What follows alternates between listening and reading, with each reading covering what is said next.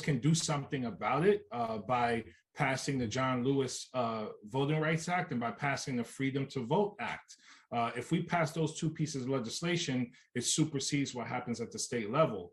Unfortunately, the Senate has not moved to pass these pieces of legislation. As you know, in order to pass a piece of legislation in the Senate, you need a supermajority. So you need a 60-40 split for that to happen. Senator Schumer has been working to change the rules a bit to allow a simple majority to pass voting rights. But unfortunately, two Democrats, Senators Manchin and Sinema, are not allowing that to happen. And what's so frustrating about that is, you know, we just had 4 years of Donald Trump. We had the big lie. We had the insurrection. And now we have an attack legally, state by state, against voting rights. So we have to step up in this moment and make historic decisions to make sure we pass this legislation. So we're hoping that gets done.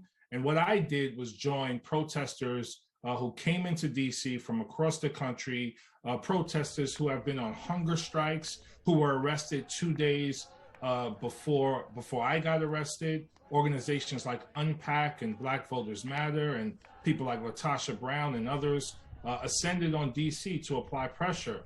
I was with them at two actually of the protests.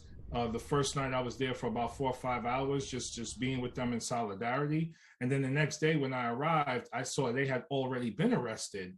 And I asked Capitol Police, you know, what happened, and they explained it to me. And I wanted to go over to the protest to just show them love and be in solidarity with them. And when I did that, I went under the police tape.